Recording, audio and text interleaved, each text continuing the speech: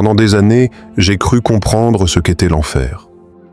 On me l'avait décrit avec tant de certitude, comme un gouffre sans fin, un lieu de douleur infinie, un tribunal sans issue, un feu ardent qui ne s'éteint jamais.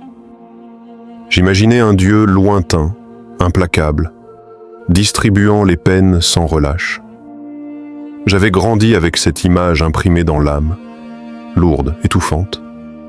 L'idée que la moindre erreur pouvait me valoir une condamnation éternelle. L'enfer. Ce mot seul suffisait à faire trembler l'enfant que j'étais. Mais un jour, sans prévenir, quelque chose en moi s'est effondré. Comme un mur intérieur qui se fissure, lentement, puis s'écroule en silence. Ce n'était pas douloureux, c'était doux, étrange, désarmant. Et dans cet effondrement, j'ai vu une lumière, fine, timide d'abord, puis de plus en plus claire. Elle ne venait pas de l'extérieur. Elle naissait là, au creux même de cette chute. C'était comme si, pour la première fois, je voyais au-delà du voile. Ce que j'ai découvert alors m'a bouleversé bien au-delà des mots. Ce que j'appelais enfer n'était peut-être rien d'autre qu'un cri intérieur, un appel profond à guérir, à comprendre, à aimer. Et Dieu n'avait rien du juge que j'imaginais. Simon. À l'extérieur, tout semblait limpide. Il incarnait ce que beaucoup admiraient, ce que certains enviaient, le chrétien exemplaire. Pasteur respecté, père de famille dévoué, homme de foi irréprochable. Sa voix portait les mots de l'amour, de la repentance, de la grâce. Il parlait de lumière avec ferveur, de vérité avec assurance. Il guidait les autres, les relevait, les inspirait. Mais à l'intérieur, c'était un tout autre monde. Derrière le sourire paisible et les prières ferventes, il entretenait une vie secrète. Une relation dissimulée, tissée dans l'ombre, protégée par le vernis d'une image soigneusement construite.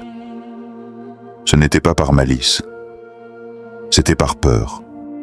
Peur de perdre, peur d'être rejeté, peur de voir s'écrouler l'édifice de respect qu'il avait mis des années à bâtir. Il croyait être hors d'atteinte, abrité derrière son rôle, derrière les regards admiratifs. Mais plus il cachait, plus il s'enfonçait. Chaque mensonge devenait un mur de plus, une barrière de silence entre lui et lui-même. Il s'était condamné sans le savoir, prisonnier de sa propre illusion. Il mourut vieux, dans son lit, le front apaisé, convaincu que tout avait été effacé, que les secrets avaient été enterrés avec lui. Mais la conscience, elle ne disparaît pas avec la chair. Elle reste, et tôt ou tard, elle se réveille, nue, sans défense, face à la vérité. Il se retrouva là, sans vraiment comprendre comment. Un souffle l'avait porté, silencieux, invisible. Devant lui s'élevait un trône, mais rien de ce qu'il avait imaginé. Ce n'était pas un siège de colère, aucun grondement, aucune menace, juste une présence, immense, paisible, inébranlable. Et cette présence, c'était de la lumière, une lumière qui ne jugeait pas. Elle n'élevait pas la voix, elle ne pointait pas du doigt. Elle était là simplement, et dans sa simplicité, elle dévoilait tout. Cette lumière ne parlait pas, mais elle disait tout. Elle révélait. Chaque recoin de son âme, chaque mot non dit, chaque choix étouffé, chaque vérité évitée, tout s'exposait dans une clarté implacable. Ce n'était pas un spectacle, c'était une rencontre. Une confrontation avec ce qu'il avait toujours fui, lui-même. Et là, il comprit. La brûlure qu'il ressentait, ce n'était pas un feu venu d'ailleurs. Ce n'était pas une punition. C'était la conscience, enfin éveillée. La conscience qui voit, qui ressent pleinement. et qui ne peut plus détourner les yeux. Rien ne hurlait, rien ne frappait, mais c'était plus profond, plus vrai, plus tranchant que n'importe quel châtiment. Ce n'était pas la colère divine, c'était la vérité, et elle était incandescente. L'enfer que j'avais imaginé, enfant, était un lieu, un décor lointain, aux flammes éternelles, aux cris de damnés, une prison souterraine, gardée par la justice divine. Mais ce que j'ai découvert n'avait rien d'un paysage. Ce n'était pas un endroit, mais un état, une réalité intérieure, silencieuse et foudroyante. L'enfer, c'est un refus. Le refus de l'amour, le refus de la lumière qui guérit, le refus de revenir à la source. C'est une âme qui se tient devant la vérité, sans plus aucun mur derrière lequel se cacher. Une âme qui comprend, trop tard peut-être, qu'elle a passé sa vie à fuir, à travestir, à jouer un rôle. C'est ce moment sans échappatoire, où l'on ne peut plus prétendre, où le mensonge qu'on s'est raconté s'effondre sous son propre poids, et là, un vertige. Pas de chaîne, pas de coups, juste cette clarté brûlante, implacable, ce feu. Ce n'est pas la colère de Dieu, c'est son amour. Mais lorsqu'on n'est pas prêt à le recevoir, lorsqu'on a façonné toute sa vie contre cette lumière, cet amour devient un feu, non pas parce qu'il détruit, mais parce qu'il révèle. Et dans cette révélation, on se découvre seul, séparé. Non pas parce que Dieu s'éloigne, mais parce qu'on n'a jamais osé s'en approcher. Voilà le vrai enfer. Pas un lieu, un cœur fin. Un cœur qui regarde l'amour et n'ose pas l'accueillir. Mais au loin, Simon vit quelque chose qu'il n'attendait pas. Des âmes qui s'élevaient, non pas triomphantes, chargées de gloire ou de bonnes œuvres, mais légères, délestées, portées, non par leur mérite, mais par un abandon profond, une confiance nue, offerte comme un souffle. Et soudain, une question, timide, douloureuse, a surgi en lui. Cet amour, pouvait-il encore le toucher, lui, même lui?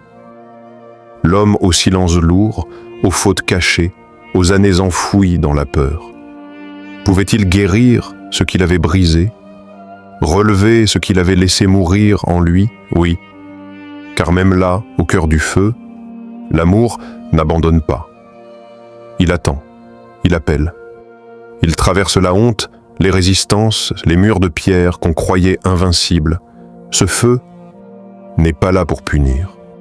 Il est là pour purifier, non pour effacer ce que nous avons été, mais pour révéler ce que nous sommes encore capables de devenir.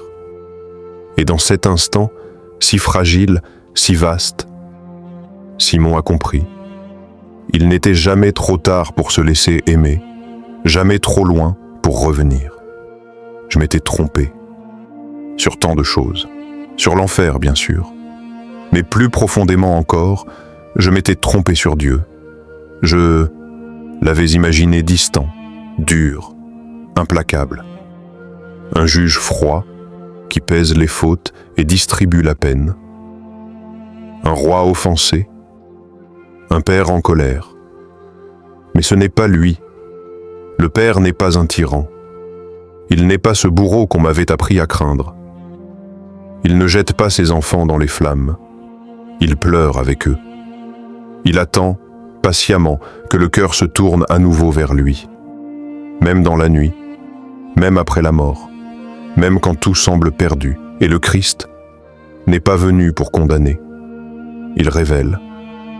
Il éclaire, non pour exposer, mais pour guérir. Il montre, sans accuser. Il tend la main même à ceux qui l'ont repoussé 1000 fois. Il n'est pas le gardien d'un seuil infranchissable. Il est le seuil lui-même, toujours ouvert. Dans ce regard sans jugement, j'ai vu la vérité. L'amour ne force jamais, mais il ne renonce jamais non plus. Et toi, qu'en penses-tu vraiment ? Qu'est-ce que tu crois sur l'enfer? Est-ce que cette prison éternelle, froide et sans issue, dont on parle souvent? Ou bien est-ce autre chose? Un passage, un miroir tendu devant nous, une chance offerte de se réveiller? Et si l'enfer, ce n'était pas la fin de tout, mais plutôt le commencement d'une transformation profonde?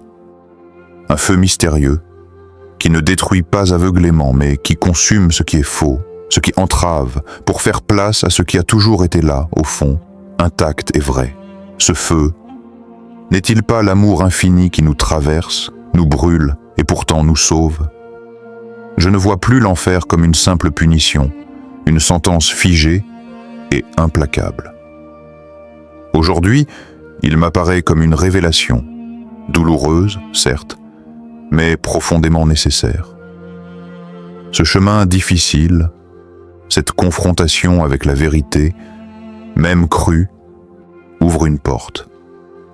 Je me suis longtemps trompé, aveuglé par des idées figées, mais maintenant, ma vision a changé. Ce que j'ai découvert au-delà de mes croyances m'a bouleversé.